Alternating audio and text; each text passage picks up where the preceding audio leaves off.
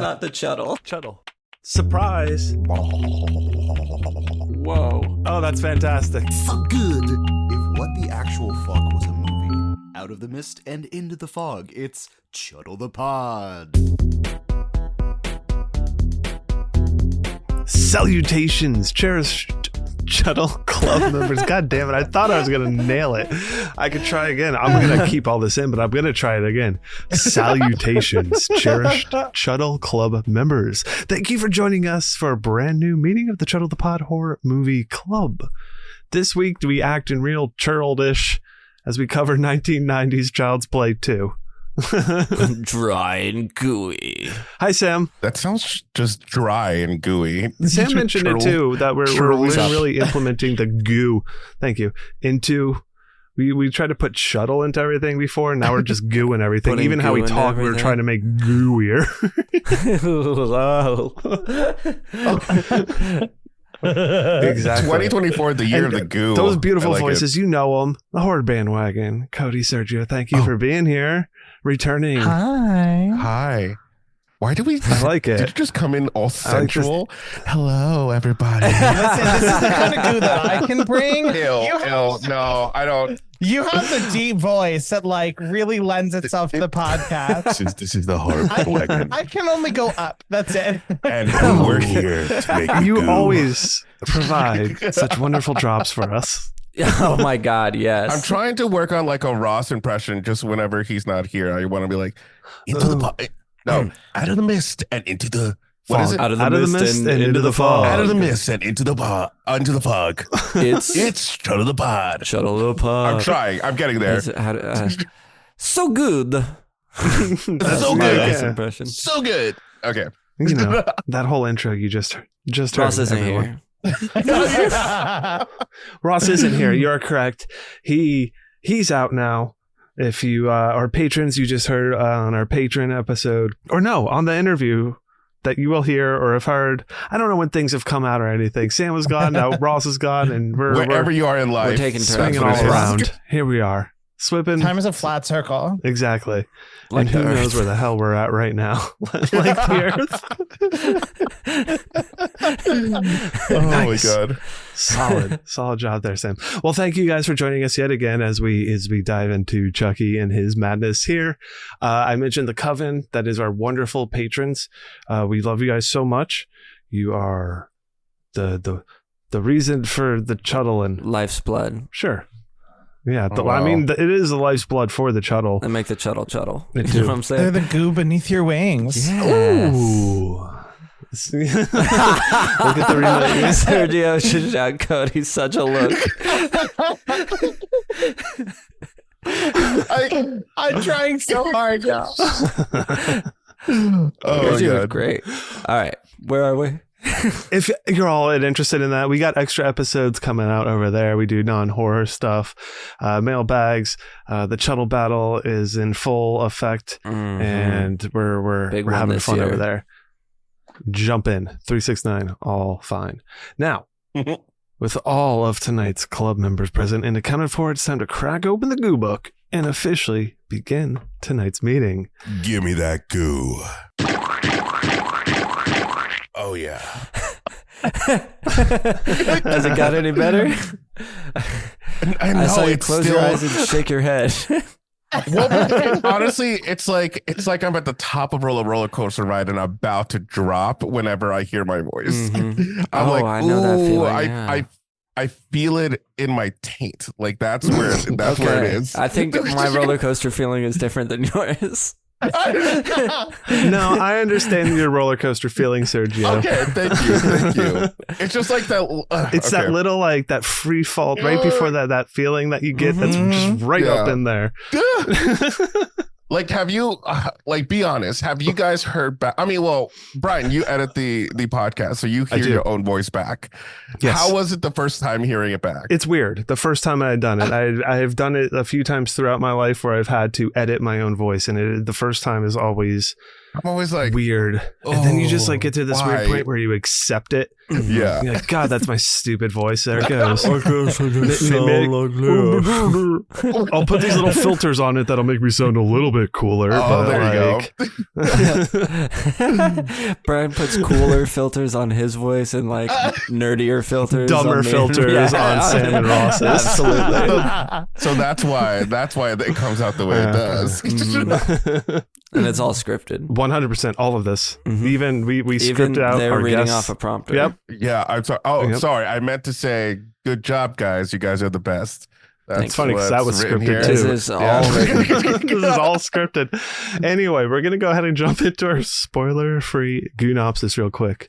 While Andy's mother is admitted to a psychiatric hospital, the young boy is placed in foster care, and Chucky, determined to claim Andy's soul, is not far behind. I mean, that gives a good description of what's going on. I mean, it has as much mention. I mean, it has mention of his mother about as much as mentioned in the movie. That's of, true. like what happened to her. They Like, did her so dirty in this movie, but yes, you're right. we'll definitely dive into that, and I think it made it feel the movie a certain way. Yeah. Apparently, she was on set though. So, but we'll talk Weird. about that in the trivia. There's a little Yeah, teaser. stick around I for don't the know. trivia. Toe taglines for this one. I pulled a few here. Right? Stick around for the trivia, guys. It's fucking blasting. That'll be after the Toe spoilers. tagline. It's playtime again. There you go. Okay. This fall, Chucky rules. No. Sure. Sounds No, like it's that coming one's to TV. Sounds can't like the do it. show. Exactly. Right? It's a little. This fall, little Chucky too soon. rules, and he's like, he's a fall, teacher at the school. Chucky. Rob Schneider in Chucky Rules. All right. In 1988, he startled us with a frightening vision. Then he was destroyed and left for dead. Now he's about to be reborn. That whole thing? Long. That whole That was thing a was journey. terrible. It was the Jesus. worst. No. We've heard some long ones. We've heard longer ones, but that one was just, I don't It's like the any worst of it. long It was one. unnecessary. It's Yeah. only the second movie, guys. We don't need to go that ham. Right. Say Keep something. an eye out for it. Sure, I mean, there's a lot of eye stuff in this Oh, one, keep an so eye out. Oh, You'd keep have an to be eye in Like out Child's for Play it. 2. Keep an eye out for it. Okay. yeah, sure. But you'd have to like already see the movie, I feel like, To to really get the get joke. it. Anyway. Oh, yeah. Yeah. That's for And the this way is the walk real out one. of the theater. When you walk Yeah, by the exactly. door. This is the one that kind of really stuck. I think it was the big one. Sorry, Jack, Chucky's back. I Oh, feel like yeah. I've seen that on like I the did see cover, that. and that's in my mind's eye for whatever reason with this one. I Is do there- remember is that there a tagline. Jack, or is that just like because of it's a phrase? Rhyming. I think Yeah. it's just rhyming. Yeah, and yeah, Well, phrasing. So I think that it's actually referencing a TV spot where there was like a Jack in the Box that was being turned, and you heard Oh, the the music, Jack in the and then Box. and then Chucky's foot just like stomps it flat, and then he says, "Sorry, Nice. Jack, Chucky's back." Okay. Oh, that's- There's That visuals works because needed. isn't the poster also the one of like the Jack in the The Box Jack that in he's the Box. cutting the Yeah. head off? Yeah. It is, Mhm. and that would Jack. Sorry, yeah. Jack. Okay. Mm-hmm. So they had a There lot we go. of Jack in the Nailed Box it. promo.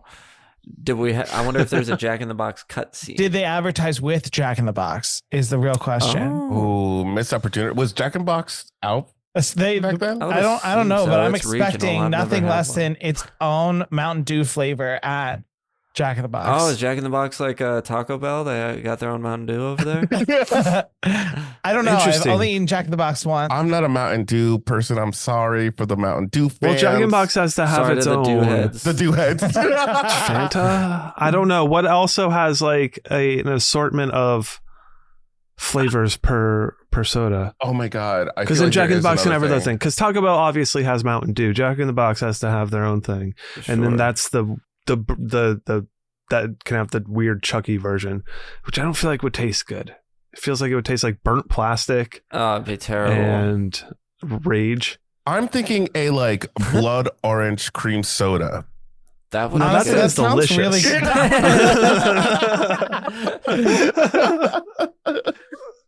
If I had to I'm choose there. it. I'm there for that one.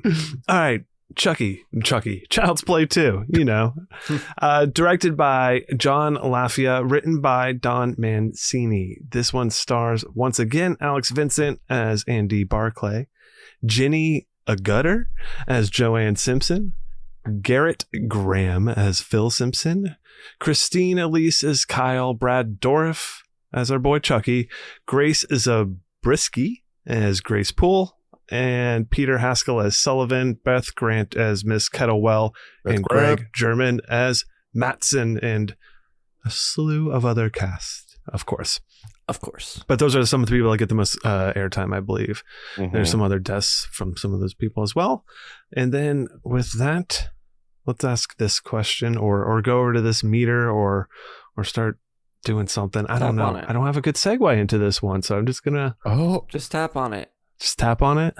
It's time for the gore. Fatality. Oh, on a scale of 1 to 10, Psycho to the Sadness, how gory is this film, gentlemen? Sam, how are you feeling about this one? This has, again, that weird doll goo. I mean, but the doll goo is definitely gooier in this one, I would say, because it's more human-ish. Some scenes particular, yes. Yeah. But throughout the movie, I'd say it's fairly small. So we get kills, but we don't get much goo associated with those kills for a while, I feel like. Sure. So maybe 2.5, somewhere in there for consistency. And for intensity, I feel like I might be generous and say a 3. So give it a 5.5. 5.5? Yeah. I can see that being reasonable. Cody, how about you? I think I'm gonna give it 2 for both. It's a 4 because the like plastic gore doesn't really bother me that much. And it comes. You and goes, encourage it. The more plastic gore, the better. Yeah, exactly. The less real it is, the better. So I'll give it a 4 overall. Fair. Sergio. Same. Without getting too into it. 4. Same. Yeah. I kind of agree. I'm gonna go maybe kind of split the difference and put it right at a 5. I mean, for the same reasons as we mentioned here, and we'll get into the gore specifically after this. But I will. Oh, I'm sorry. Yeah. No, I will say this. I feel odd about giving it a low score for some reason. Because the first one was low too. I forget what we gave it, but it was low. It was lower, but for some reason I thought, or maybe this is just my memory, that it was. Maybe I'm just thinking of what happens later on in the movie. Well, because I think like there are definitely parts of this movie that are like intense and maybe like borderline scary, but I wouldn't say that this is a gory movie in particular. That's fair. Yeah. I might just be thinking of the gore at the end. No, it's fine. It's fine. I had nothing to say. It's fine. I want to know what the next thing is. Who is the horror forward? All right, let's split this up. Genre, how to watch it. Is it for beginners? Sam? Sure. Still slashers. So, I think everything we hit on with the first slasher, one. There's not really anything new. It's less of a crime. It's not a crime drama in this one. That's true. This is sort of a slasher. Yeah, straight down the line slasher. There's not the family drama either. I think this one really lost a lot of the heart that the first one had. Damn. I was just so more of a sort of paint by numbers slasher in a way. Yeah, I would agree with that. I think this horror for is not for orphans. This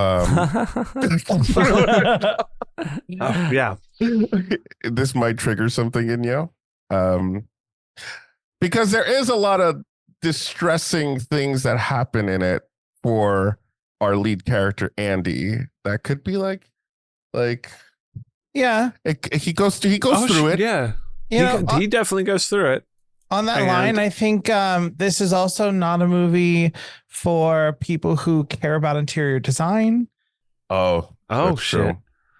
What are you calling out? That house Yeah. that they live in, the pink, The pink and the blue, the juxtaposition. I was like, it's just. You realize you have pink and blue lights behind you right now. All right, hold on. We didn't paint that on our wallpaper on our wall. This I was looks like, it's the nice. 90s, man. It's 1990. Honestly, Shit. I couldn't even tell you. It did not register with me. I think, echoing a lot of what everyone said, genre-wise. Fireman Twatcherson, I think it's probably most fun with other people. And Oh hanging yeah, out this would be and fun making checking it jokes. out I think. Yeah. Yeah. and having a good time. And for beginners, I mean, I don't see any reason not to. You might just be. I don't think you'd be terribly confused if you hadn't seen the first one to understand really what's going on I agree. either. So, sure. Or if you want to watch Child's Play 2, why not? They kind of sum it up in the beginning of this too, like pretty easily. Mm-hmm. So I think you should be good. You probably already know Chucky's a doll that kills people going in, so that's really all you need. Yeah, I feel like you'd have to be introduced really early to Child's Play in general to not know Chucky and know Right. Child's Play is associated with from Chucky pop and like culture. the twist of what it is. Yeah, exactly. That'd be interesting to have a pure look at Child's Play. It'd be terrifying, probably, to be young enough to avoid that in pulp culture. No, just All right. Yeah, fascinating no, I get thought. what you're saying. My son's about to start Cool. kindergarten. I need to show him Child's Play. get on it, Sam. I want to know. We kind of the Harbinger of Doom. Shuttle Boy's already here because he was kind of peeking out when we were asking who this horror is not for. I don't have any other real hard kind of nothing really. Everything's do. pretty straightforward. What's that? Trigger warning for industrial engineers for the entire ending of this movie.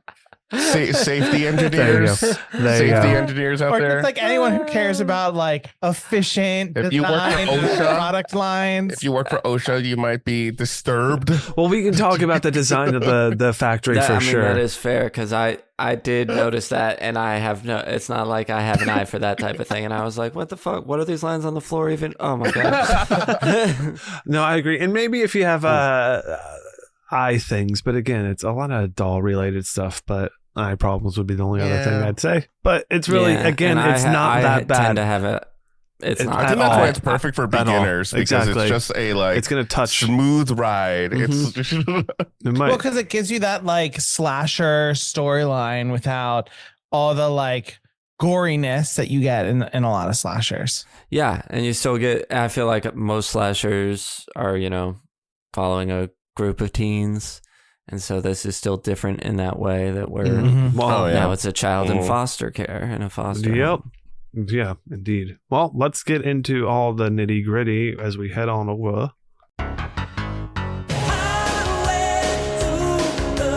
Spoiler zone. That's I it. really You need heard to it. refill my water. Sam's gonna go refill his water, and We're in the spoiler zone. I don't know if that meant I'm supposed to just keep shit. vamping or Oh, do we vamp? Do we vamp?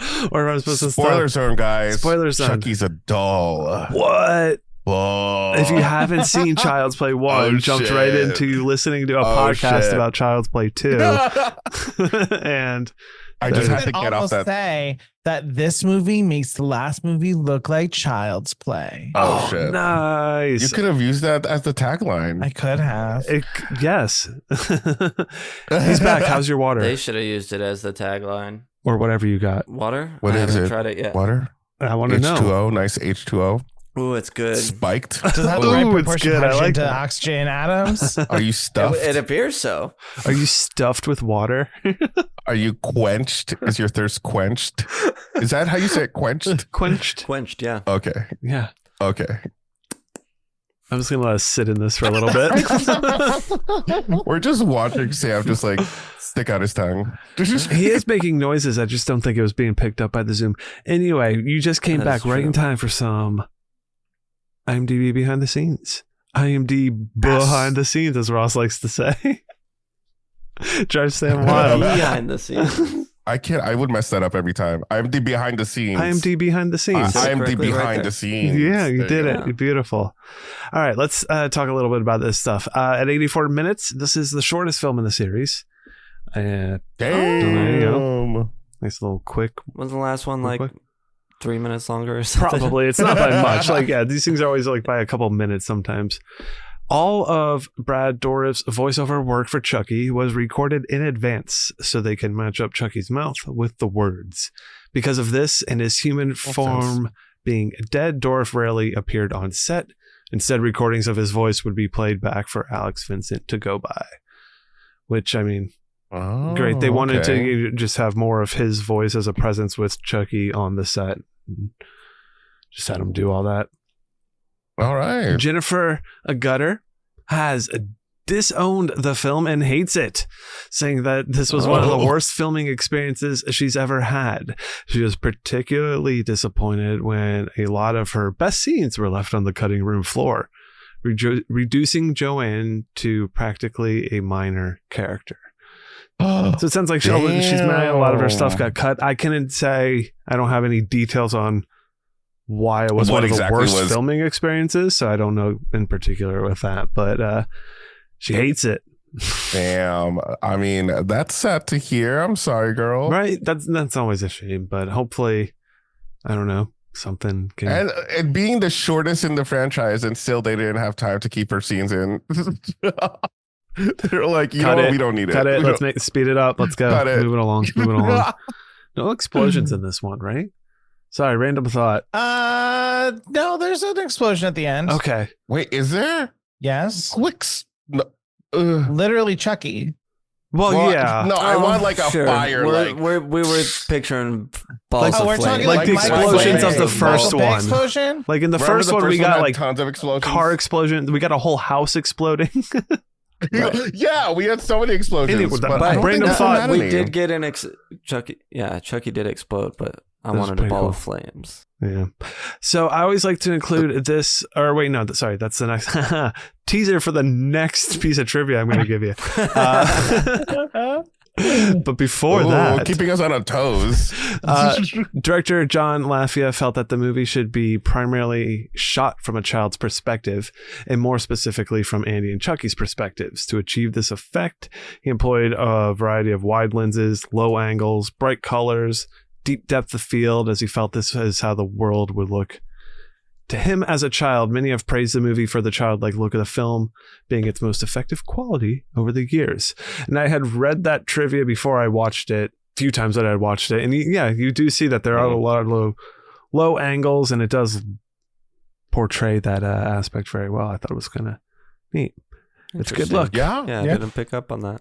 No picking up I on agree. it. Now that like thinking up on that, I can see like I remember there being shots of the parents like we're looking up at them while they're like talking to Andy. So Sure. that's actually pretty cool. I do admit, like I feel like this is the more I feel the children's toy vibe of this movie. You know, there's a lot of even the soundtrack of this movie is all like what's that xylophone kind of toy.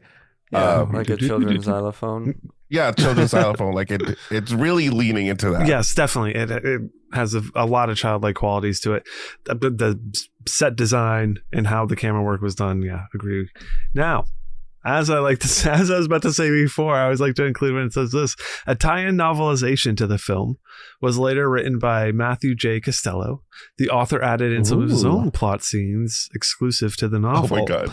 Such as going deeper into Andy, Barclay, and Chucky's past. Chucky is characterized to have an absent father and his abusive mother being a dwarf. Chucky got teased a lot because of this and later strangled his mother to death. Also, Chucky was put in special classes when he was younger. Wow. Wild. Wild. That is wild. Yeah. That guy literally said like, fuck you, Don. I'm doing my own thing. Yeah, like, I mean, this whole world of like novelizations of films is fascinating to me because it's like you But gotta add stuff think about in. how much fun that would be to like most people when they're gonna write a book, they have to think of the whole story. You just have to write it down.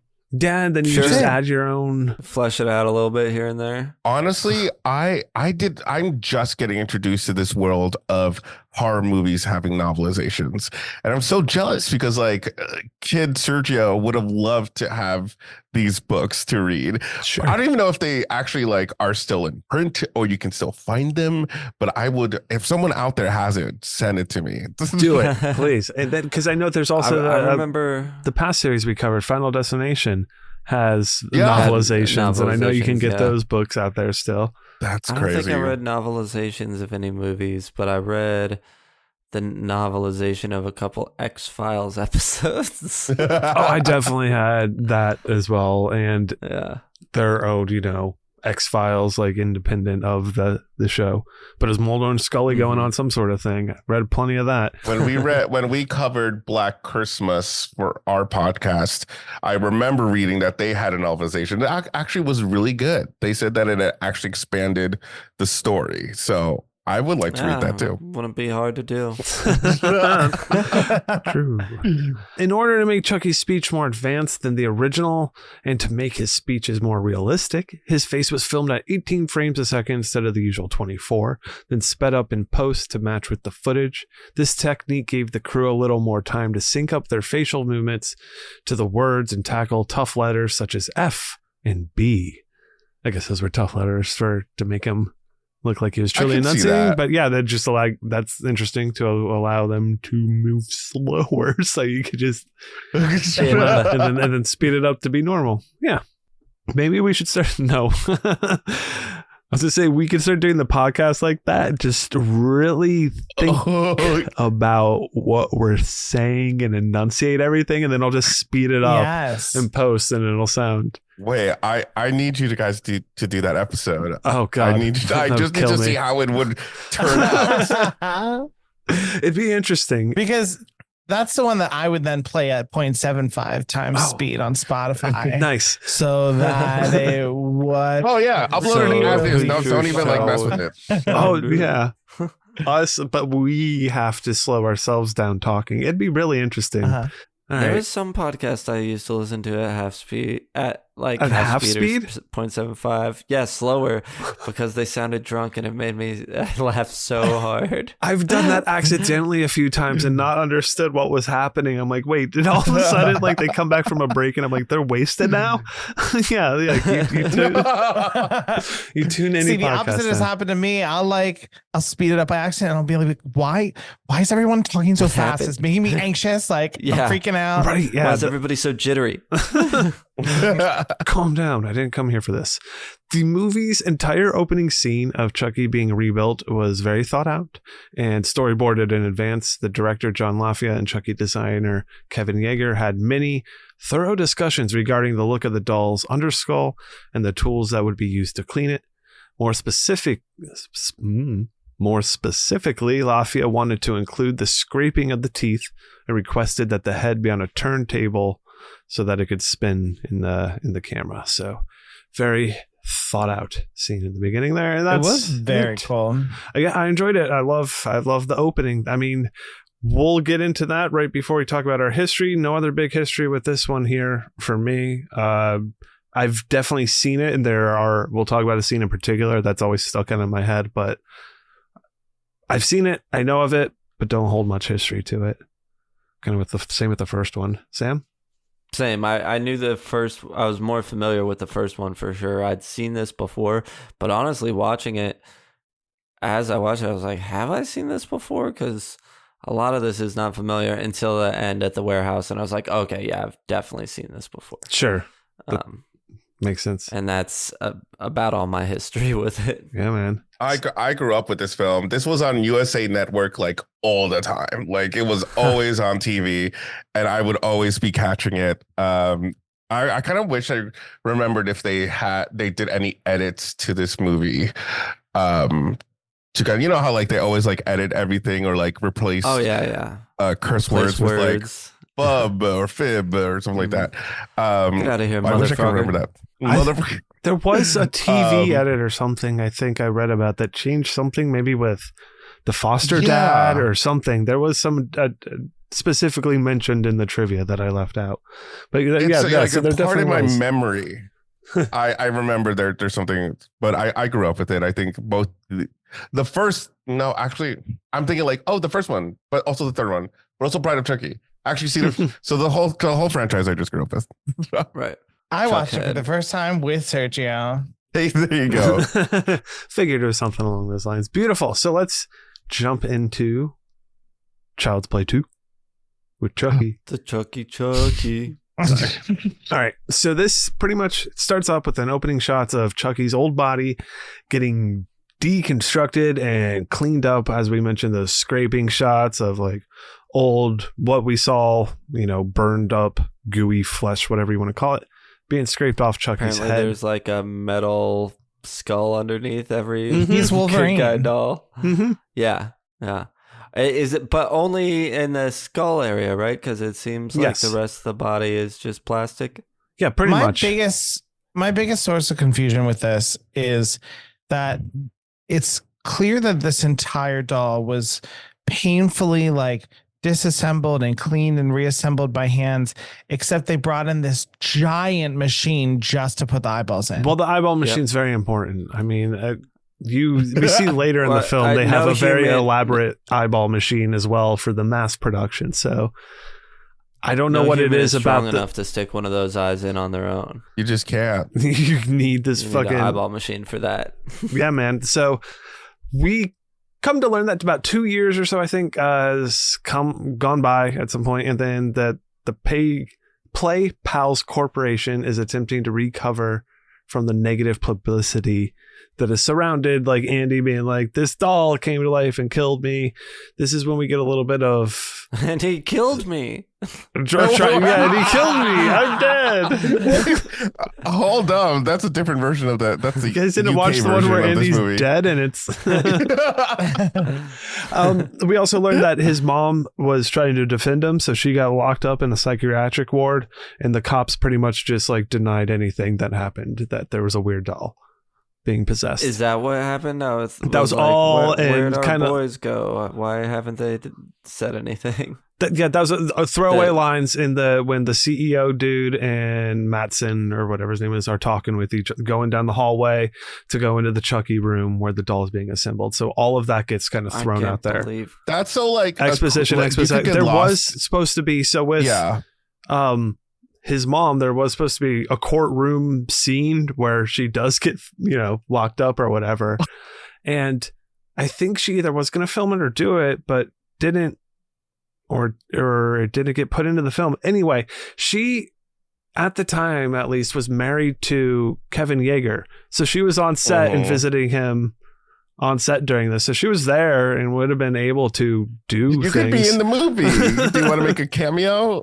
I think We could put you in a straight jacket for 2 seconds. I just Like- imagine her walking, being like, "Hey guys, I'm just here to see my husband. It's okay. I'm okay that you Are didn't you write me sure? the scenes. It's fine. No, I'm all good. I really just wanted to come see my husband, and hang out with this adorable little child again. That is so strange. I would have thought for sure that she scheduling conflict or she didn't want to come back or something like that, and that they wrote her out. But no. it just didn't. But what I hate about it is that you can easily overlook this conversation because there's just like a lot of like, I'm businessman talking about business. Like we're Yes. chatting it up, but like, so it's kind of like you can tune out really quickly and then forget that a big portion of this movie is like taken out because of the previous lead character. And I always felt so sad that like they did that to her character because it just felt like such a Yeah, moment. it did feel like she went through so much in the last movie to get Yeah. nothing in this movie, to get a throwaway line nothing. that she's in a psych Not ward even now, like so, and you I get wanna a know what framed happened to- photo of her. yeah, which appears again. But I want to know what happened to the detective too. Like, did he also be like, "Whoa, that's a lot for me"? I think he Like, was what's his name was going to reprise his role and do something, but I think he actually had scheduling conflicts or something like that. So there that's was fair. a reason he couldn't be on set, or there was something I read, I think, to that as well. So, I mean, I almost kind of feel like it helps the story a little bit that they are all gone, because it's like the first movie was really about this little kid, and no one believes the little kid because you don't know. Maybe the kid actually did somehow push this woman through the wall, but like through the window, and to the window. Like this movie is so much more about how like in the first one people were trying to give Andy help, and now it's just like the system just ate this kid up. And when things happen, when the foster parents die, they're like, you know what, we'll stick you back over here in the foster home, and we'll just wait to find another family for you. And then that's it. There's no more discussion of like, are you okay? Do you need help? And it's just like, this kid just has to watch more people die. And then they're like, you're fine. Just go sleep on that bed in the room with 10 other kids. And who cares? I mean, I think it does make it an interesting and different type of story to not have his mom in it. It makes it even more sad for Andy, like to go through all this shit, and then on top of it have the doll come back, have Chucky come back and keep fucking stalking you and killing you. He keeps stalking and killing Andy. Still trying to kill you. Killing me. It doesn't matter. Chucky's always gonna kill me. That's what he says, right? Because he's always keeps on dying. So as we mentioned, there's like the whole scene of Chucky being scraped up, cleaned up, and rebuilt. It's they brought him in as a way to essentially reassure the stockholders, because they wanted to look at his chip and check the programming and make sure that everything was legit and there wasn't like a malfunction or something like that, I think is what the assistant guy is trying to essentially explain in all of this here. And what they couldn't see is there was a soul inside him. Exactly. Which is Ghost in the machine. Which I guess is able to be woken up when someone who is is working with an eyeball machine, a malfunctioning eyeball machine, and is holding it as the eyeballs are being placed in, and then that eyeball machine malfunctions and electrocutes said operator while the eyeballs are being placed into a previously possessed doll, brings it back to life. It's in the skull and or the teeth, because that's the only thing that survived from the previous doll. Yes. So it's in the metal. Everything else was new. It's in the metal. Or the teeth. The eyes are the window to the soul. So when the eyes are put in, then that window's open, and now the soul can do soul stuff. Oh shit! When you put in Now eyes the with soul's electricity, souling about again. It just wakes up. Yeah. So like somebody opened a window. I just picture like even littler Chucky in Chucky's head, sort of pacing around in a dark room, and then these like cartoon, semicircle windows open up all huge, and he's like, I'm back, and the power starts coming on. He starts throwing switches. It's like Inside Out, but it's a bunch of little Chuckies inside of Chucky. that's exactly that. We don't see that, but it's heavily implied that's a situation on screen. So yes, this all goes down. This ultimately brings Chucky back. Now we get Andy also talking. This is our introduction to Andy. He's talking to a therapist, telling him pretty much about all the crazy shit that about the first movie that happened and is true. And of course, therapist doesn't believe him. I mean, why would you believe a child talking crazy like this? But we know Andy's not lying, so it's sad to be seeing all this. But the therapist ultimately convinced him, it's a dream. Make me nearly as sad as the first one, I gotta say. The first one, Andy, I don't feel 1 ounce of bad for you in this movie. It seems like a lot tougher in this one. He's just kind of like going through the motions. Yeah, I mean, at 8, he's already fucking hardened. Like he's dealt with a lot of murder. How long it's been? Yeah, he's 8 years old in this one. I think they mentioned that at some point. So it's only been 2 years. Okay, because he was right, but I thought it was a shorter time frame than that. Why did it take him so long to put that Chucky doll together? I mean, they had to find it. Took them to pay off the police department to get it from the evidence vault. Yeah. Okay, it had to be something find the like right that. Cop. It's hard to find a cop in Chicago that would do that. Yeah, they're also, just paragons of virtue. Are they still in Chicago? Yeah. I forgot. There's at least a shot of Chicago, like so they're area, in the Chicago area still. Okay. We also get a cut back to Mr. Sullivan, which was the CEO of the company, ordering his assistant Mattson to dispose of the doll stating specifically to stick it up your ass. So And he looks like someone who'd be into that. So He's Oh like- my god. Absolutely. we don't miss it because then this is the part where Andy also gets spliced in to go with these new foster parents, Phil and Joanne Simpson. Andy's also missing his mom pretty hard, understandably. There's the thing that's back at the foster agency where we're meeting the head of the agency, Grace Poole or whatever her name was. Mhm. And meeting the Phil and Joanne, which seemingly they've fostered many children before. But Phil's also like not into it. Like he's already I will reluctant. say, I'm kind of at this moment, I'm kind of Team Phil. I'm saying, it was this point where I was like, are we even able or capable of helping this kid right at this moment? And I'm like, good question. Please do not take kids that you don't think you're going to be able to help out. He asks some appropriate questions, but he's not always the best. He's also a dick. Oh no, he's still a dick. But he asks he's out there asking questions. Yeah. So that's the whole setup with them taking him back. I like the part where Phil's not paying attention while driving and almost slams into, a big old good guy truck, terrorizing the kid that they know has a problem with good guys. Even if this kid is like crazy and off his rocker that a doll went and murdered, like, wouldn't you have some sensitivity to the doll? Like specifically later when we see like No, I'd probably hide it in a closet. When they have a Chucky precariously doll- so it falls down. Oh my god. when Tommy They Tommy falls out and and Phil is like, you just like has no concern in any way. And it increasingly Unbelievable. gets just worse. goes down and like puts it on a chair in the living room or something. Yeah, he's like, I you was need to like, get over it. It's been 2 years. Yeah, you need to just deal with your shit, okay, kid? This also that happens after they arrive home, and there's this whole like Andy checking out the place, sees the old statue heirloom thing that we get the whole backstory. Oh, this was handed down and handed down and handed down, and then he wanders off. They tell him to go wander off in the house, look around, and we meet Kyle, who is the other foster child in the house. She's like this punky, young, rebellious teenager smoking in her room. Yeah, just I always thought she was cool when I was watching earlier.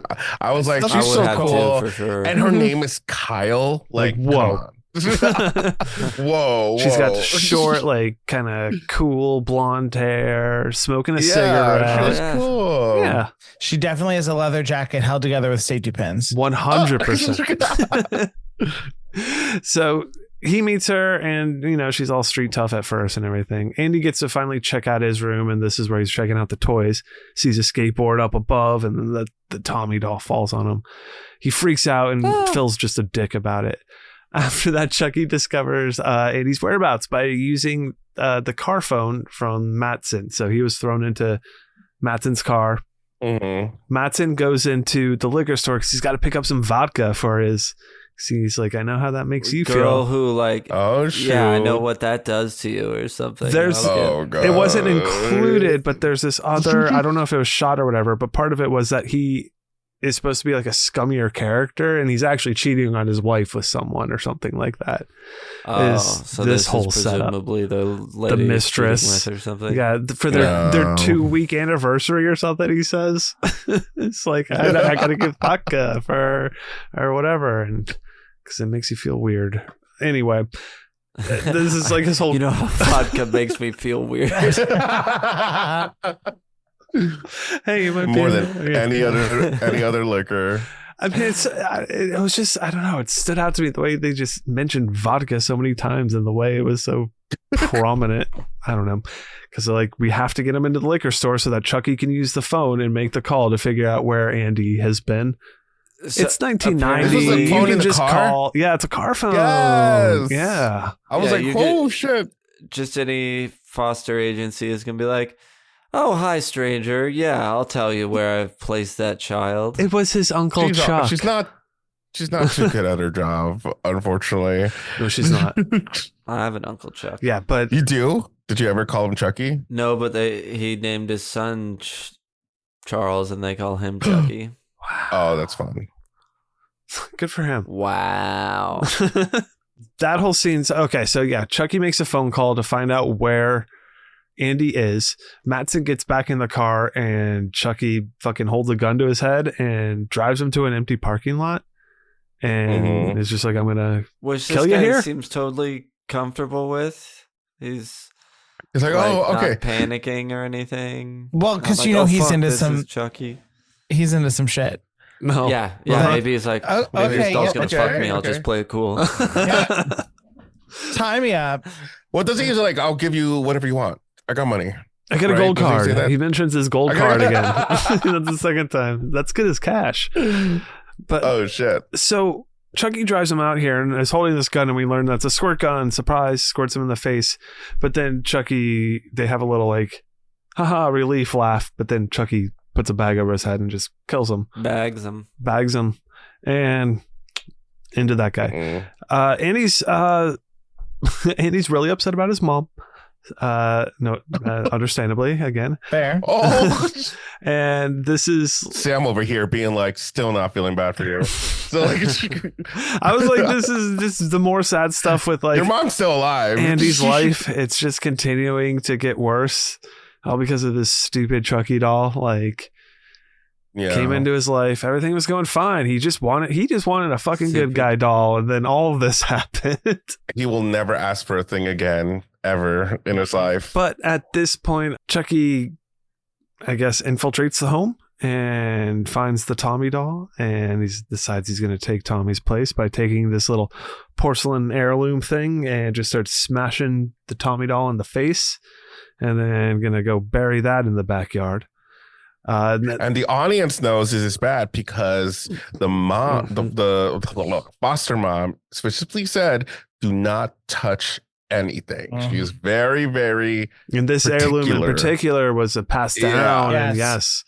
So Yeah, I'm gonna take the most expensive Hummel that I own, and I'm gonna put it at child's level. And this is your test. If you touch it, oh boy, you're in trouble. we don't touch the old stuff or whatever the dad says. Is this the foster test that she does to every person she welcomes to the? She actually has like dozens of those things in a closet somewhere. Well, let's see how you do, Exactly. child. Determines how long they're going to stay in the house.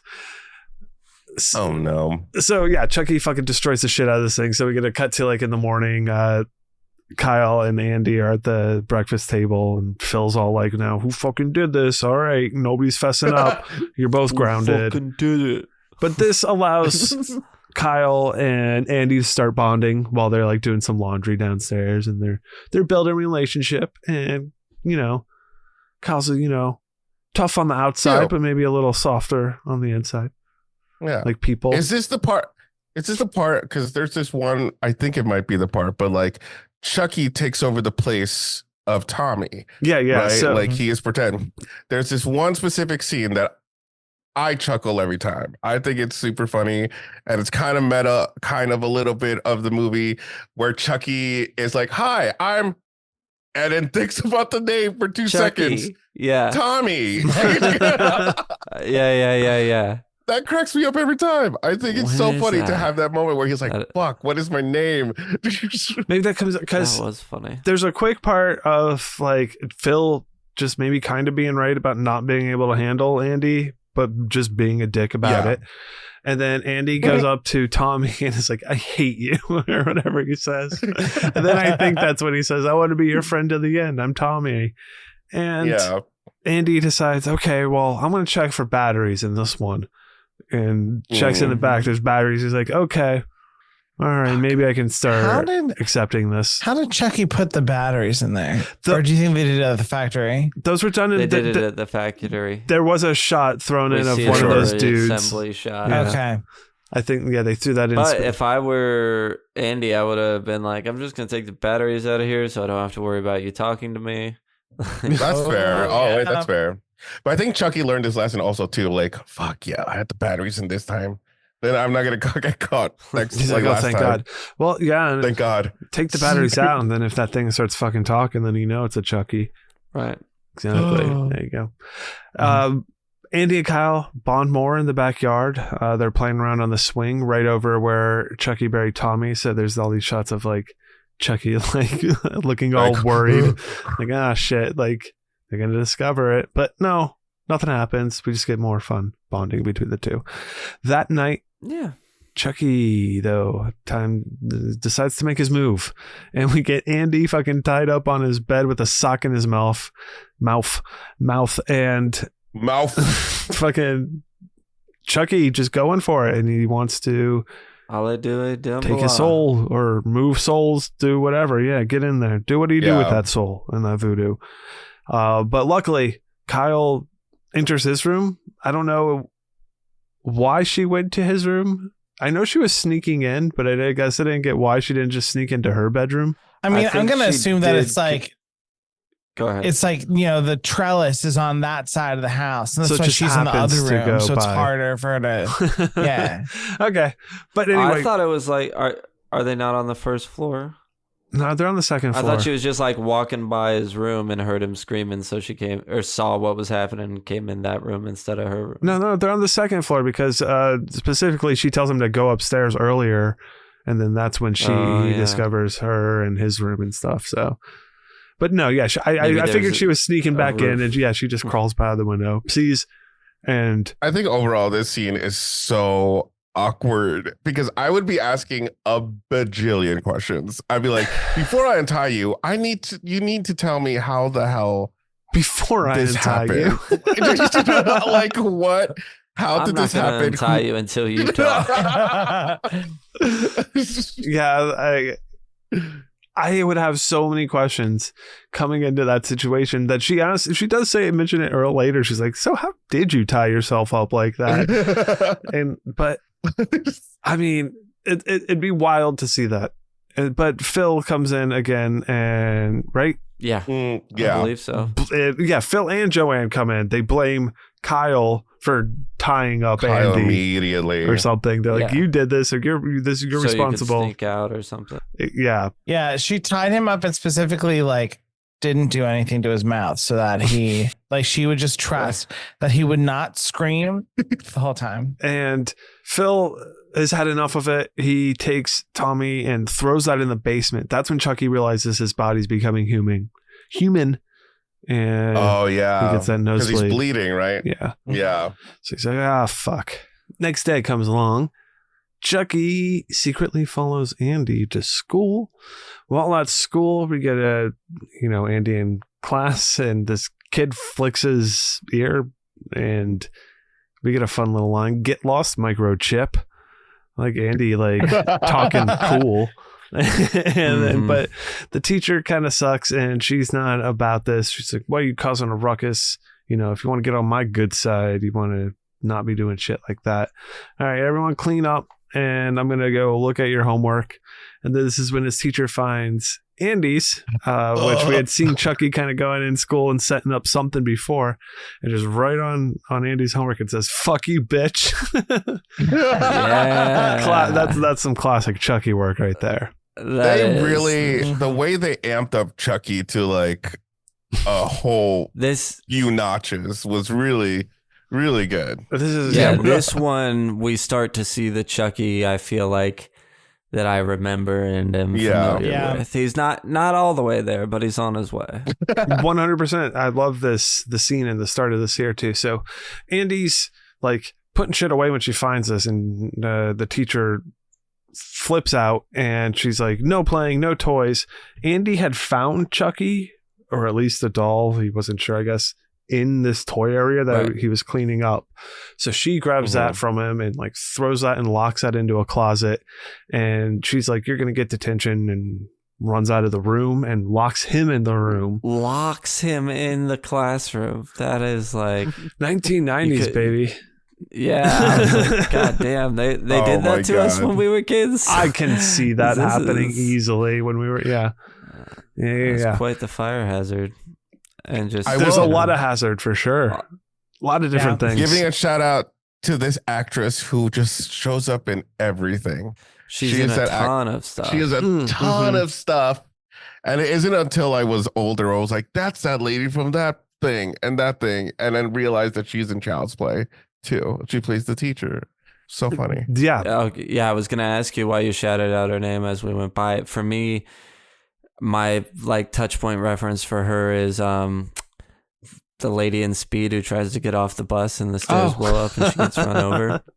That's so funny because I know her in Donnie Darko, and I want to say that she was in the Minnie Kaling show. And then maybe. What else was she in?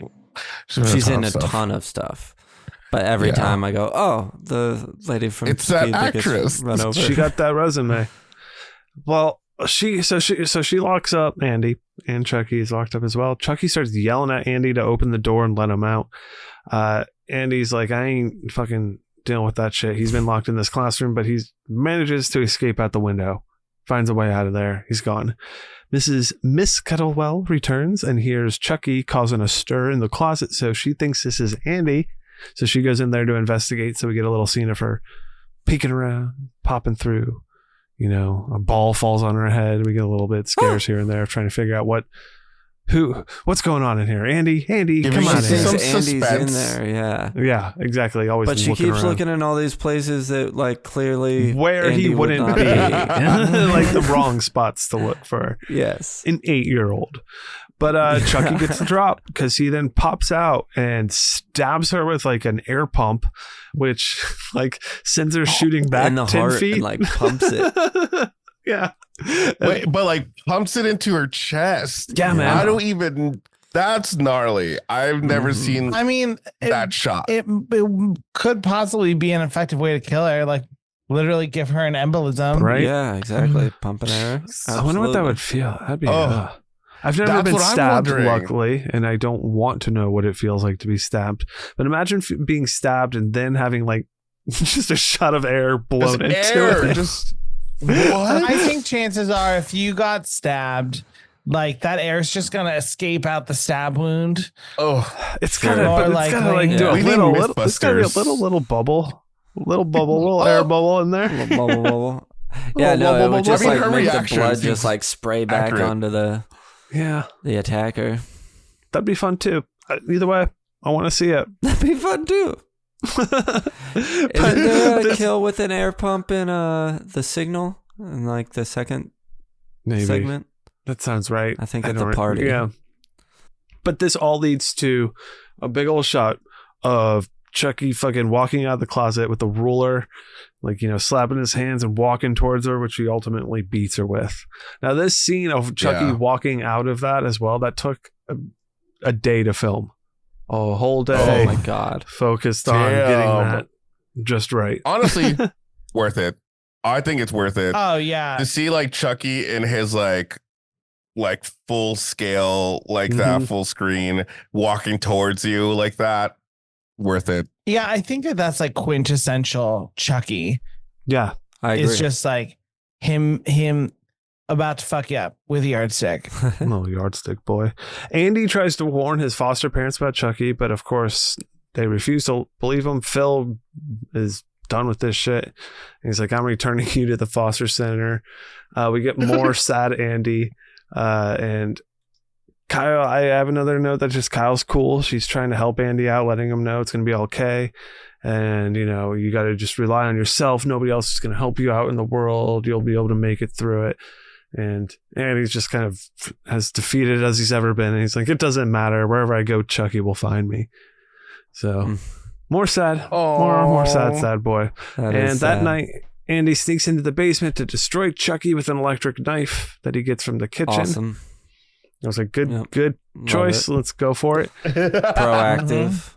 Yeah, exactly. He's like, I'm going to fucking do this thing. So we get a bunch of, you know, little peeking around, poking around, more of that kind of suspenseful time. Andy looking for Chucky. Yeah. Chucky running around. You see a little this is pitter patter. This would have been after he did we say that there was like a whole scene with him and the family where he's like, no, I swear Chucky was there, and Phil makes him open the door, the basement door, to see. I mean, I didn't mention that specifically, but yeah, that happened. Yeah, because that also felt really mean, where he's like, open it, Andy, open it, over and over. I was like, Jesus, Christ, my God, this guy. This is that's his dickness coming out. It's like, you can't handle him, but you don't have to be an asshole about it when you're still handling him.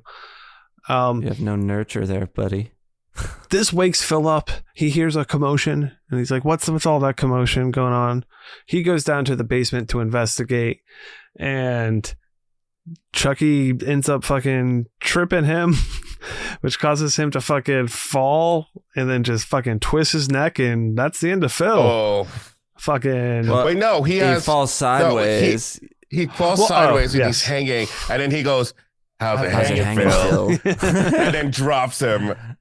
Which honestly, it is a like point for Chucky in here, where this guy has been a dick, not believing Andy whatsoever, and in the last seconds of his life, he's just like, "How's it hanging, Phil?" Yeah. Boom. I love the one-liners that Chucky gets when he's like revealing himself to the people who the whole time have been skeptical about him. It's Sure. not quite a "you stupid bitch, you filthy slut, I'll teach you to fuck with me," but it's close. Mhm. You know it's gonna be Right, chasing yeah. them high. Yeah, this is more of like a "how's it hanging, Phil?" You got what I was trying to do, at least. Phil's dead. So he's dead. Oh, Phil's dead. He's Phil's laying on done. the floor. Phil's done. Then his wife and Kyle come in and they're like freaking out. And of course, Andy's there, like, Yeah. Joanne immediately is like blaming Andy for Phil's death. Yeah. Is Get done, away sends from him me. back to the foster center, which like it seems like it's like a half an hour later, the foster lady and the cops are all there and they're picking up Andy to go back just to foster child Seems care, quick. whatever the hell that room is. Real quick, but you know, this movie yeah. takes place within 4 days. So 4 days happen. damn. Wow. Chucky works fast, I think. I mean, he has to, otherwise, you know. Oh, yeah, that's true. He He doesn't does have have much a time. he does have a time limit. I will say, Mhm. I think with how everything turned out and with Andy's past records, I feel like he would have been arrested and Something not sent back to the a foster little different. care. There'd been a little bit, Be I like, feel like oh. more containing him, holding him back a little, rather than just being like, all right, foster lady person, take him away. Yeah, take it. He's Put in him there. back into I don't the know. system. I don't know, maybe. I think they just boot him back into the system. It is If he's also the not, like- 90s, too. Yeah. If he's not like clearly like breaking the law, it's just another dude died around him, and you know, oh shit, this kid's bad luck. Good luck to the next foster parents, but Yeah. That's unfortunate. After throwing Chucky in the garage, Kyle discovers Tommy buried outside and realizes Andy was telling the truth all along. So she rushes off to warn Joanne, but this is when we get a cool little like discovery of like, you hear the sewing machine going that Joanne had been working on earlier in the film, and Joanne just kind of like sitting there motionless at it, and she has been her throat slit, something. I saw blood around her throat. I thought it was a throat unclear what slit, but happened to her, also, but she like, was dead. Strangled, maybe? Maybe From she what was I just remember? strangled to the point of blood popping I out. don't She's recall. dead. I don't know do- what happened she to her, dead. but she's dead. I do think like She with the died. lead, I like the lead up Yes. to the reveal, but then the reveal was a little bit of like but again, like this was early Chucky. We're not Natural expecting causes. She just Yeah. gasped yeah. to death. At this point, Chucky comes in, ambushes Kyle. They have a little bit of a tussle, and ultimately Chuckles gets the drop on her and forces her Chuckle? to drive him to the foster center to get to Andy. And on the way there, she gets pulled over by a cop who's all excited to see a good guy doll. He's, oh, this one of them good guy dolls. That was really funny and ridiculous. Yeah. Oh my He was god. way too excited for that, and then he starts bleeding out of his nose. She's like, And yeah, the guy's like, You see dolls that what's pee? that? This one bleeds. yeah. It's like, All right. He's like, okay. oh, that's weird. All right, I guess I'm not as Yeah. excited about these dolls anymore. Just slow down. Like, go along. Kyle does this thing where she's, speeding along. We see her buckle up, and she slams on the brake, causing Chucky to fly out of the front of the car. Yes. We get a little, which is smart, perfect. And then she does this thing where she's going to try to fucking ram into him, but of course he jumps out of the way last minute. Yeah. So close. Immobilizing the car. So close. And we get Chucky, essentially declaring playtime's over, and he's ready to get serious, I guess. All the other stuff wasn't serious. That was still playtime. That was still playtime, yeah. Now he's ready to get stabby. We get our way over to the foster center. Chucky, we learn pulls the fire alarm to start clearing out the building. So all the kids are evacuating. Andy runs into Kyle and Chucky just like kind of standing at the bottom of the stairs. And the head of the place finds them, is like, come into my office. You're responsible for this, aren't you? And just like yelling at all the kids. But this is a fun, again, another reveal of Chucky fucking stopping with the fucking around and just stabbing Grace multiple times in the chest. And then on to the copier she goes. Yes. I did like when we see Chucky from the fire alarm with all the kids running out, and Andy's like one of the last ones, and he comes and Kyle's just standing there holding Chucky, and Chucky has the knife behind her back. But it's like perfectly hidden. It was one of the few moments where I felt some suspense. I thought you were going to say, like, I felt something. So don't know what it is, but I felt an emotion. No, never. No, he didn't. At this point, Kyle's trying to pull Andy out of the room, but Chucky gets the drop again real quick, closes the door and locks Kyle out of the room and forces Andy into the back of a newspaper truck. Ultimately. And I thought this was a fun little would be like a cosplay if you had a kid dressed up as Andy and had like a Chucky doll on his back with a knife around walking around Halloween or cosplay. I love that'd that. be pretty good. Kyle eventually, finds or pursues them, and we have a nice little race through the streets.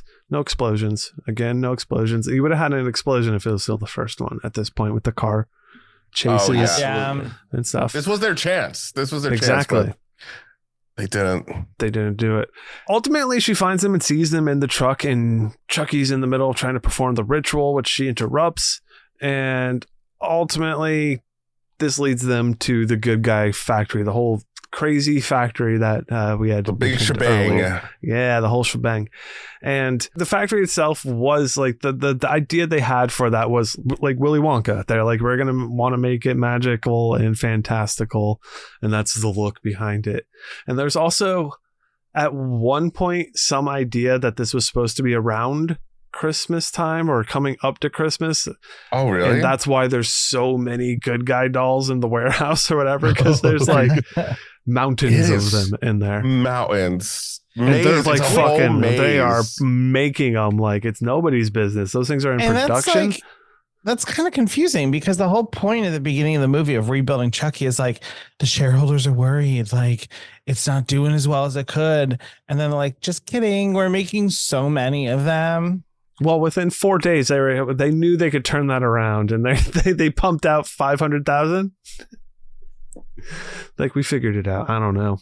It's a cool setting though for the for the I thought this grand finale. Yeah, agreed. Looks great, but it doesn't make a whole lot of sense.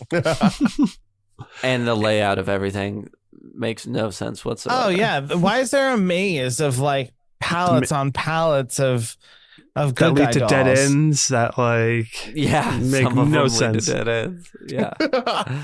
Andy and Chucky are wandering through all the aisles of boxes until Chucky knocks out Andy and he performs the voodoo ritual. It all goes through. We get the fucking storm clouds coming in, and then nothing seems to happen. It seems, unfortunately for Chucky, the spell fails. So he has spent too much time in his doll body, and he is now permanently trapped. So he's not happy about that. I do like the little like twist, like the few seconds where you kind of think it worked. It kind of worked. It's gonna happen. And then when you realize that the blood is dripping on Andy, it's like, oh fuck. And then here is where like Chucky is really PO'd. He's just like, I'm gonna fucking tear you apart. Yeah. Yeah, definitely. He then chases Andy and Kyle about the factory. At one point, Kyle and Andy crawl up the rolly side thing that's on the conveyor belt as they're trying to navigate throughout. And this is one of the images that has like lived in my head of like this. I've always like when I remember growing up and thinking about Child's Play or the Chucky movies, and always remembering this scene in particular of them crawling up and like Andy falling back down and then Chucky popping up and Andy trying to get up to the top of it while Chucky's just like fucking I don't know, knifing after him and is working his way up the slide. Yeah. I thought that was a great shot. That's all cool and neat and everything. But then this ultimately leads to, they get away, but they slam this grate down on Chucky's hand, and his hand is stuck in there. And like a fucking trapped animal, fucking Chucky's like rips that hand off. And this is where we get a nice gooey bits. I mean, it starts off as a plasticky hand, but then all of the insides are human-y. Pretty fleshy. This is where Fleshy. I like can only imagine the amount of different Chucky versions that they had to go through during filming these things, because you had to have at some point the Chucky that you're going to use to rip the hand off, and then another Chucky with the hand off, and then film that part. And also just like to build this whole thing in general must have taken like forever to be like, okay, well, we have to make it look like we're making Chucky dolls on a conveyor belt. I just feel like, wow. Oh, sure. Yeah. Wow. Yeah, there's a lot of production. A in weird this set. metal box of where all the stuff gets Oh, that's stuck completely together, unsafe. burned up. Yeah, what is the deal with that? Yeah, I have no idea, because they go in and come out looking exactly the same. And unless you went in as a already human. completed. True. Well, because we see one that goes back up and it gets all sorts of jacked up. Oh, So yeah. we're like, oh, somebody's going in there. Right after he rips his hand off and we get all those gooey bits, Chucky decides to make his knife hand as well. He determines that since I can't hold the knife, I might as well put a knife just right into my bloody stump.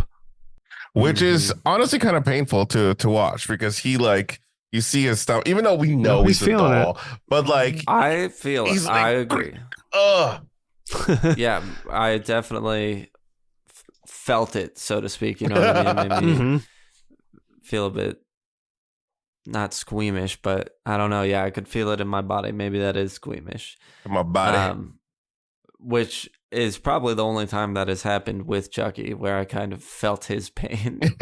Sure, because it does feel the most, I don't know, realistic with how his hand looks Yeah. and what is happening. Well, and Yeah. it looks Easily like feel it's it. extremely painful. Well, I mean, at the time, yeah. too. the Chucky doll and Brad Dourif together just screaming in pain adds to it. Yeah, he does do a good job of screaming in pain while he's jamming the blunt end of a metal knife into his bloody stump of a hand so that he can have a knife arm hand. It does sound painful. It is a little painful. Cool. Kyle and Andy then cause some assembly line issues while they're like trying to make their escape and going through, I believe it's the eyeball machine or Mhm. at this point. Causes all the fucking dolls to get like backed up, which a technician comes to check out. The dude ends up fixing the problem, but then Chucky surprises him, slits him on the face. Guy falls back onto the conveyor line and gets some good guy dolls just fucking jammed right into his head. That's Ow. pretty fun. Oof. Ow, indeed. Imagine that's a way to die, and like just to be found with fucking doll's eyes jammed into your head, dead. Oh there's my other ways God. I'd like to be discovered after I die. The afterthought, the after looking at him afterwards with like the eyeballs in his eyes is pretty funny. It's kind of like Hilarious. like yeah. Three Stooges kind of like comedy, like it's just like It's like if someone like stuck googly eyes. Yeah, on it's an the eyelid. googly eyes. Yes. Mm-hmm. So again, we get I mean, at this point, it's only been a few kills, not a high kill count, but yeah. definitely fun. However, we get after all this, Chucky's still looking for Kyle and Andy. They get to a point of mutilating. This is where we get to the weird box thing, right? Yeah, because he Yeah. Chucky comes out to try to he's on the assembly line and surprises them and tries to stab at him, and then they Yeah. shoot the whatever Knock 'em fucking things over. into Well, there's his the- pants like to the hold him in tags. place. The tag Yeah. thing. Well, That's for where me, I it always is. thought it was his non-existent balls, but I was like, oh, they're definitely Yeah, I didn't know if he was getting on hit his or what. Yeah. Well, because he's like like the whole time, so I'm like, oh, it's his groin, I guess. Right? Yeah, I was like, he's definitely getting hit for the way he's screaming, but then when it cuts to a close up of it, it just looks like it's going definitely through the fabric. the fabric. Yeah, But- yeah. I don't know. Anyway, he gets put into this magic box, and we think he gets turned into goo, and it's all over.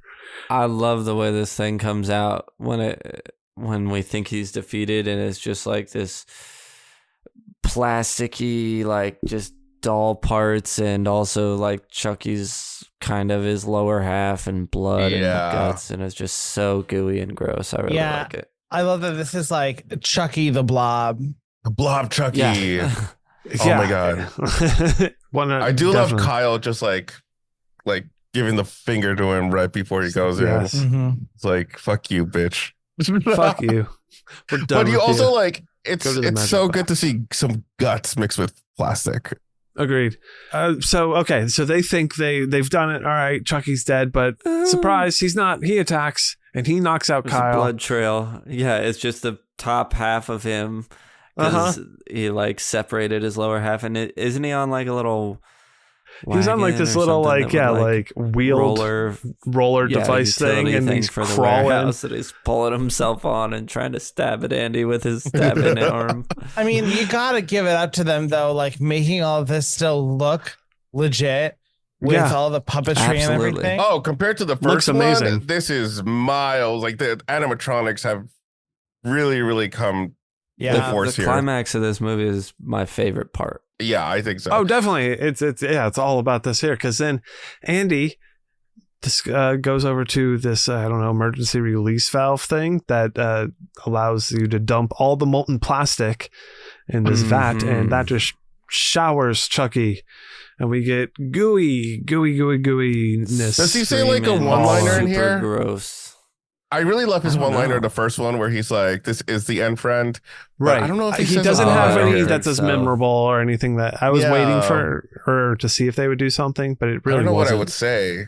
I mean, honestly, though, with the number of times that they like think they've beaten Chucky and then he comes back, I don't want to waste it. It's like, if you say it and then he comes back again, it's like when you pass someone in the grocery store and you're like, hey, how's it going? Whatever. I'm going this way. You're going that way. And then like you double back in the next aisle. You're there again.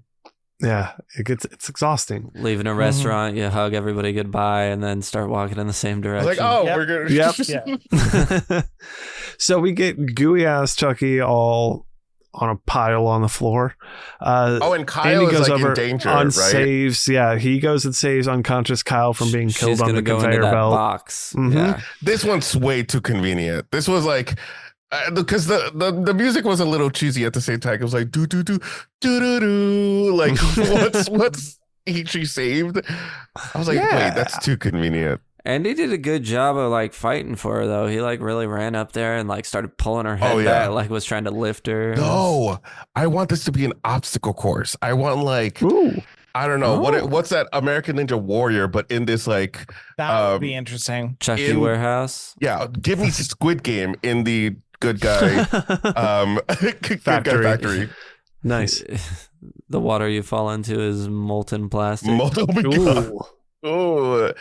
Yeah. So he saves her. They come off there, and then they like go over to the goo pile, and then Chucky attacks again.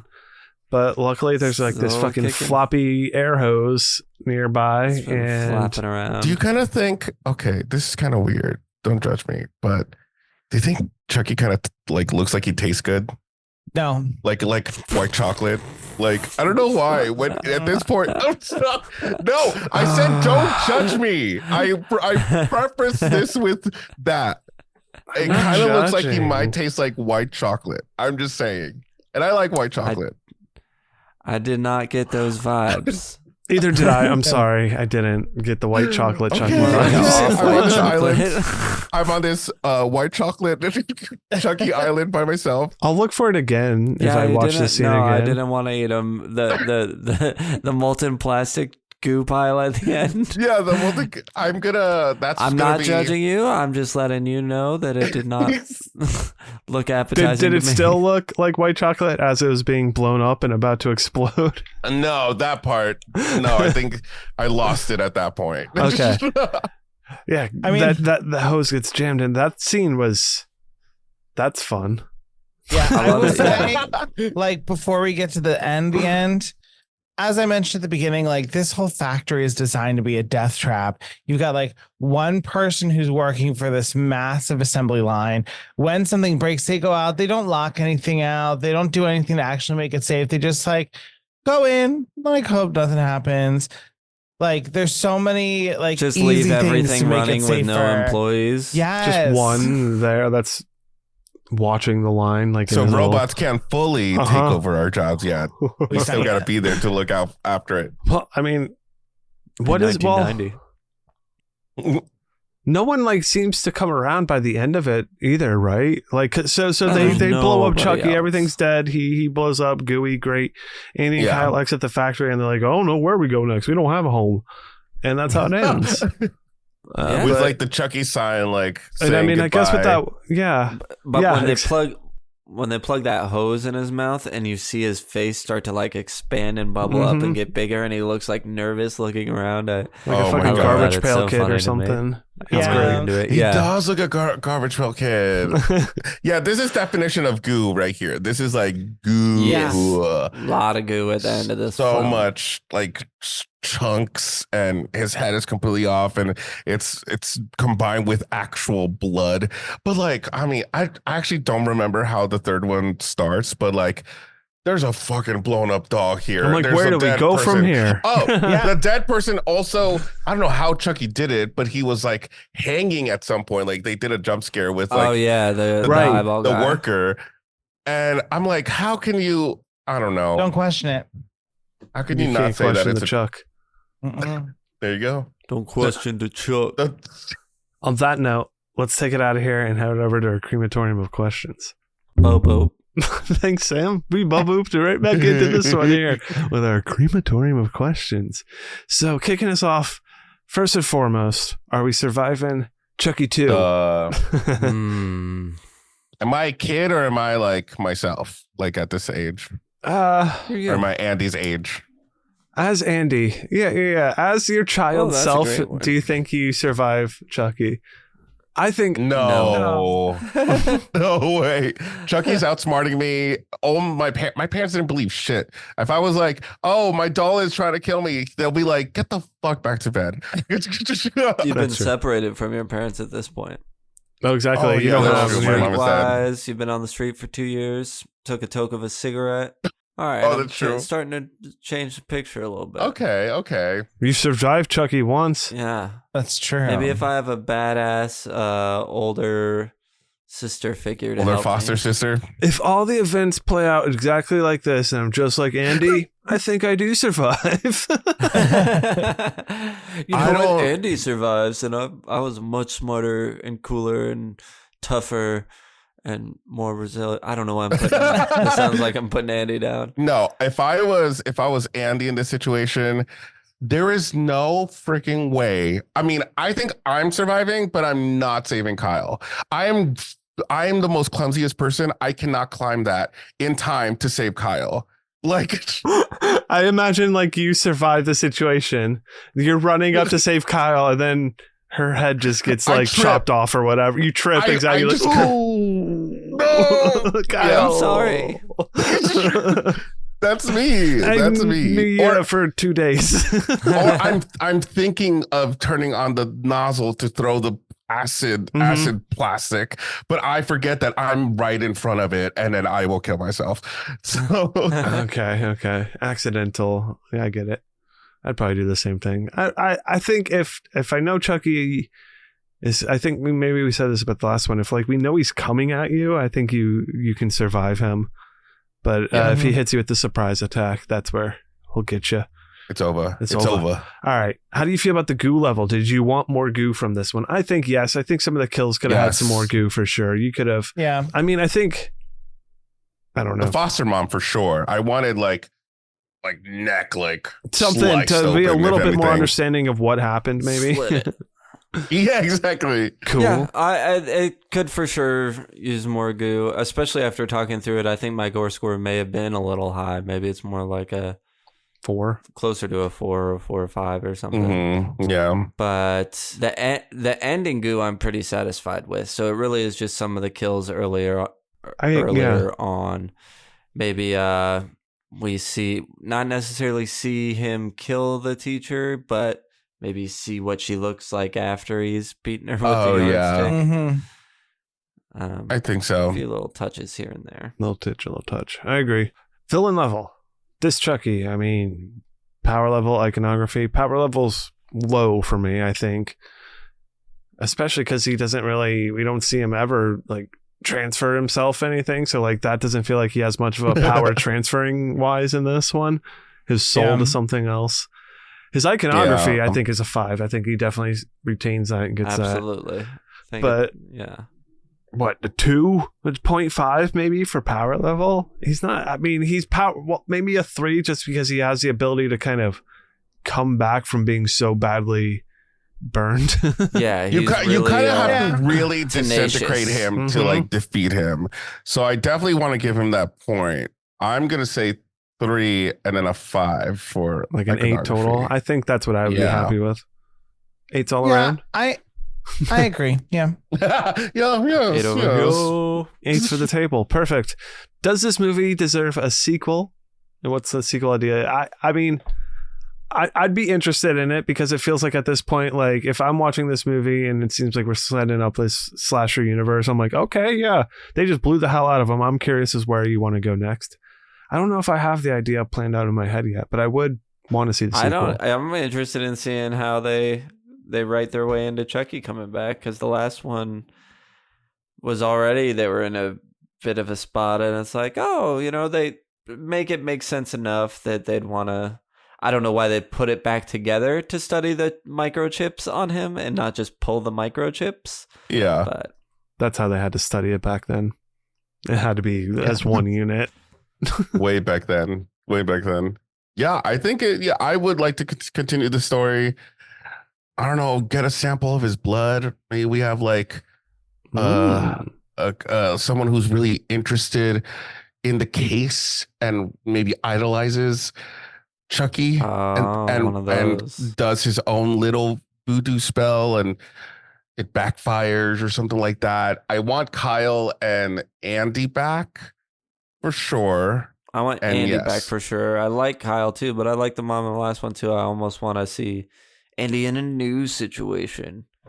In space. Really put this kid through the ringer. Yeah. Oh, sorry. I think it's too early to go to space. All right. It's never too early for Did you space. see, like, today or yesterday, Don Mancini hinted that Chucky could go to space. There you go. There we go. It took a while though. We're not there yet. But Right. in We're the universe, but it's getting 24 there. years later. Okay. 34 years later. All right. So we mentioned the soundtrack and it going all over the place. Would you buy this soundtrack or score on vinyl? I think I would. It's good music. I think I would, but I'm not as excited as I was for the first one, because the first one just gave me very like 80s crime drama soundtrack with like a very cool like end credits song. But this one also has like a very famous theme song to it that a lot of people correlate to Child's Play. Right. Yeah, I'd pick it up if I found it, for sure. I'd listen to it. I don't know if this is like I need to go out and buy it right away. Yeah. So, I don't need this one. Sam don't want nothing, no feels. Anything action figure worthy, definitely. I mean, I'd take any Chucky in any of his forms in an action figure as well. I mean, that's... I want the like super melted down Chucky, and then I want them to make it with like a balloon that goes inside for the head so it can like blow up. Hell yeah. I like that idea. It's what you also got to get the Mrs. Kettlewell like murder figure. You'll use that same air pump. Oh my god. And it's like has action Chucky too. He's holding a ruler and there's like a button you press on his back where it just like makes his arm. Oh my god. Chop. Iconic. Perfect. Real chopping action. Real chopping action. Merch, prop, anything kind of from the film. I want the gooed up Chucky that comes out of the box. That thing is so gross. Oh, I want plastic gooed up Chucky after the box. Good. You can't let Sergio have that. He needs it. No. Well, I was gonna say my next thing is that I would want a chocolate bar in the shape of Chucky. A white chocolate statue of White chocolate bar. All right. You know how they Melted make Chucky. the bunnies for Easter the Easter chocolate? Same thing, but with Chucky. A white. But melty Chucky, right? Melted Chucky, yes. No, maybe he's hollow and there's like nerds inside or something like that. No, it needs to. I don't know why. It needs to be some. Okay, so I know you guys are going to be getting married. Instead of a cake, maybe you could have some sort of Chucky white chocolate sculpture that you like torch and melt, and then it like melts into Stop something. Oh my god! Really confuse your families. Cody's conservative family will definitely appreciate that. That'd be fun, right? Yeah, right. I think Everybody in the family takes a turn with the torch. That's what. Oh it's my a- God. symbolizes everyone. You coming all together stand. like a It's a melting circular pot. table. You all stand around in a circle with blowtorches. And as a The family, melting Chuck. you torch the white chocolate Chucky You know what? statue. I would like it. I would like it. If anything, Just I need floating it it to out be like there. a topper So- on top of the wedding There you cake. go. A white Oh, white yeah, that must look chocolate good. Chucky topper. Oh wait, no, I have such a good idea now. You can like have it melt, like it looks like it's melting, and then you have the drips down the side of the cake of the melting plastic. Okay. Oh yeah. There you go. Perfect. There's something there. There's something to be had. Yeah, yeah, we got it. The conservative family thing reminded me at my wedding. My dad's side, all my aunts and uncles are very conservative, and they we're semi non-traditional wedding. Anyway, we're just partying and having a good time. We Yeah. had a photo booth that was our guest book, and people put a copy of the photos in and sign it. And one was my aunts and uncles in the photo strip, and it said, "We were here, your conservative aunts and uncles." Love it. Love it. Oh boy. They It just made me they laugh so hard when I saw it. I couldn't believe it. You were here. Oh my Oh, God. boy. You crazy. We were here. They had fun. They had fun. Yeah. That's the end that I got for our questions here. I'm going to move us on to our ratings unless you have any other fine points you want to bring up. So Give me those ratings. over here at Chuttle the Pod, we like to use our Chuttle scale, which is chopping off 0 to 5 fingers. Each finger relates to a different category for how we feel about the movie. I will ask my friend Sam to start us off. I'll go next, and then I'll come to you boys right after. Okay. Engaging. That will get a 1. For sure. Engaged the whole time. Pretty well paced. Kind of the story flows well. I'm interested in the characters. So 1 there. Sticky. Gonna be a 0.5. Granted, me having seen it before was probably in like 1998 or something. And I only remembered some bits of the end. But I think moving forward, I'll probably remember more of it, or at least that final act is definitely going to stay with me more, I think. Mm-hmm. So 0.5 there. T-shirtable, that'll get a 1. You got Chucky, obviously. So that's always going to be at least half a finger for a shirt. But there's just a lot of cool versions of it. All ties back to him, but of him in this movie. It just gets so gross and gooey. So 1 there. Cockles is probably only going to be a 0.5, even though I was in it and I'd get the shirt and all that stuff. It's not like a movie that I want to like crawl into and just cozy up in. I'm like, all right, cool. I watched it. On to Child's Play 3. And for that same reason, it's going to get a 0.5 for rewatchable, which gives me a 3.5 out of 5 total. And I'm perfectly happy with that. Cool. All right, I'll round it up or go over to engaging. It's not a 4, Brian. Yeah, It's I'm a going to round 3.5. that up and give you a 4. Okay. My score, engaging 1. Same reasons, fully engaged the whole time. Sticky, I'm going to give it the 1 for Sticky because just to have how much I do remember out of a lot of the earlier Child's Plays, I think, comes specifically from this, and that whole him walking out with the ruler thing that has always stuck in me. So, and I think I'll remember more of it now going forward. So I'm gonna give it the benefit and give it the full 1. T-shirt ball gets 1 as well, for all the same reasons you kind of listed. It's very iconic with its imagery, and there's a lot of different figures and images of Chucky from this one that you could put onto a shirt. Cockles, I'll give it the 0.5 just because, like you said, almost One that feels strong. One does feel a little too strong for it. Like, I like it, enjoy it, but it doesn't hit it there. And Rewatchable is going to get a 0.5 as well, kind of for those same reasons. So I'm going to round it up to a 5, and we're going to call it. No, that's a 4 from me, which I'm fine with. I do enjoy this one, so I think a 4 is good. All right.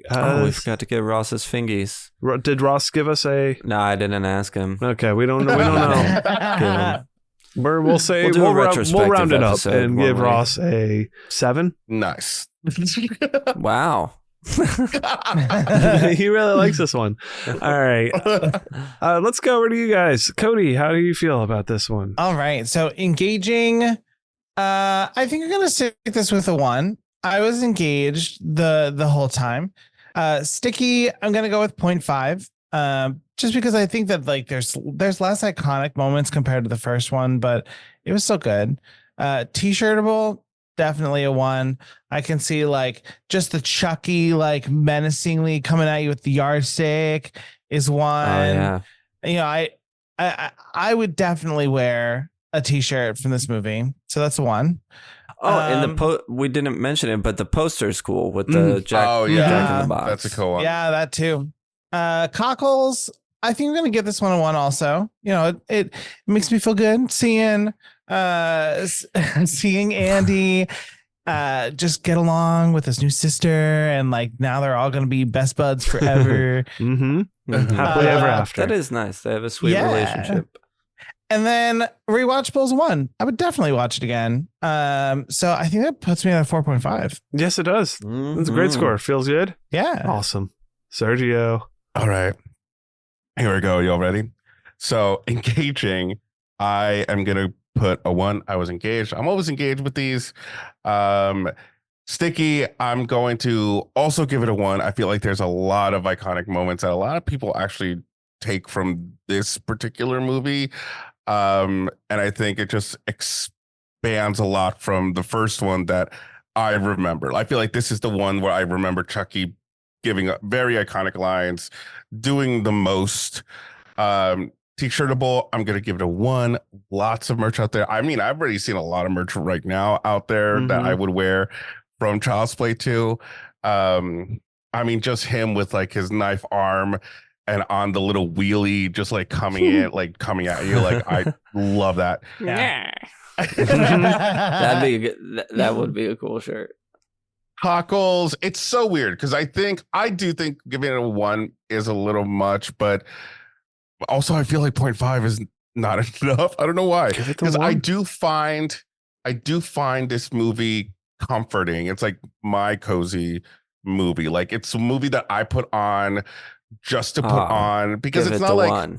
Give it the 1. I don't know. Give it that Okay. middle finger.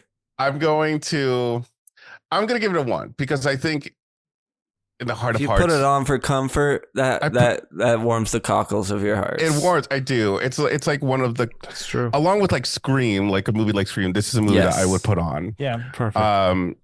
Rewatchable. Never watching this movie again. I'll give it a 1. I'm rewatching this movie for sure. Perfect 5. 5 out of 5. Does that feel right? It does. Nice. Good. The full 5 for it. I mean, I thought that's where we were going, to be honest. Do you have my rating for last one? That Sorry, would have been a can you nice look at your thing to record hold book on and your to, records? but I don't think we did. Yeah, I don't think it was a perfect 5 though. Unfortunately not. I don't think it was a I perfect think 5. it may have been. If not I'll start close. keeping track. I'll start saving them We'll separately. get it for sure. No, it's okay. Well, to continue, No, I it should makes remember. sense to do. yeah, especially for the franchise stuff. Continuing with kind of club thoughts and everything, TB weighed in on this one. He gave engaging a 1 from the eyeball zapping action to the air hose head exploding. I'm all in. Sticky gives a 1 I remember everything. This movie in part 3 played on USA on repeat for years. T-shirtable. Yes. We share that memory. The poster of the Jack in the Box is iconic. It's one of the best in the genre. Cockles 1. Chucky really comes into his own in this movie and fleshes out his personality, and I love how evil he is. Him laughing insanely as he buries Tommy the doll is a 10, and that's just one part of the many that drain my cockles. Rewatchable 1. I'll watch this any fucking time for any reason. 5 out of 5 voodoo spells. He said he's surviving because he kicks his ass out the window. His prop that he wants is Chucky when he has the knife blade hand, and he gave us a midnight show and he's throwing knickknacks at the screen. Knickknack? Paddywhacks? Jacks and stuff. Oh, okay. I hear what you I hear what you're putting down. And then Cody of the nightclub as well. He says the best installment next to the original. Chucky's character is really fleshed out. Gore is taken to another level. The climax in the factory is always one of my favorite Chucky scenes. So that's what the club's got saying. Jump into our Discord to put your input in. Now, how does this fall within the Chuddle scape? Well, without Ross's score, it's a little hard to say. So between the two of us, it's like about a 3.7 or something at this point. Yeah, about there, yeah. Which in comparison to original Child's Play, which is a 3.8. So... but that's still, pretty damn high. Ross could raise it or keep it around the same space. I have a feeling it's going to kind of be around the same space. I mean, in that same space, we have things like Quarantine, Blair Witch Project, Quarantine, Silent Night, Deadly Night, We Are Still Here, Freaky. Those are all 3.8s, 3.7s, Tokyo Gore Police, Final Destination, the editor and stuff. So, yeah, there you have it. That's what the club's. That's what we're saying in relation to everything else. That's what we says. And with that, awesome. That concludes another Chuddle Movie Club meeting for tonight. Don't forget to, as I just said, jump into our Discord where we're all hanging out. You can get your club input, thoughts in there if you want to talk about the movies as well. I don't say this much. We have an email if that's the way you want to get at us. chuddlepod@gmail.com. Oh, shoot. We'll get notifications for that quicker than, I don't know, like if you hit us up on somewhere else, probably. Send the boys some love letters, please. Why not? We'll take them.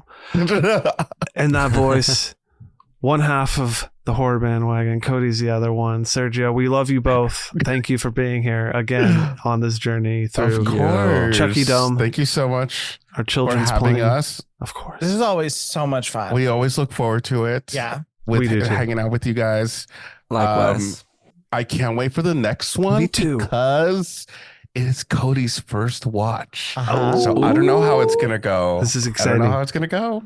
I don't remember it, so I'm excited to revisit. I'm gonna come with notes. I can't wait. Oh, okay. Ross will So probably this is be gonna be here. interesting. Hopefully Ross will be here, and Sam, and myself. We'll have a full Chuddle. We show up. Actually, we're the only ones who. You guys can handle the next one, right? All right. You got the updated script now, so Hey, you got it all updated. You know what we're doing. Definitely, we'll put all their links to the show in our show notes and everything. But please go subscribe to them on YouTube. Go listen to their podcast. Follow them on good stuff. all their socials. It's all great stuff. Obviously, you guys know that. Thank you. Because you're here with us. So spread the love. And us being the Chuddlemen themselves, Ross Purvis. Hit him up on Instagram. Follow him. Go get tattooed. Buy his art. Oh, hey guys, I'm Ross. Whatever else he says. I don't know. I'm not as good as making fun of my other co-occupants. Co-hosts. Ross and Sam are really good at doing that about me. Everyone loves Swedish Chef Bryan, so pop off. At Chuddle Sam, Letterboxd. Follow him there. Yep, that's right. At Chuddle the Bryan, Letterboxd. Follow me there. Jump into the Discord. Follow all of us at Chuddle the Sam. Chuddle the Pod. Nope, Chuddle the Pod. I'm losing it, guys. Tonight we gotta end this. No. I'm not landing this plane well at all, so we're just taking that crash landing Instagram / down into the Threads. ground. Follow us there. Oh, those are the other ones too. Bye. Until next time. Avoid the time loop.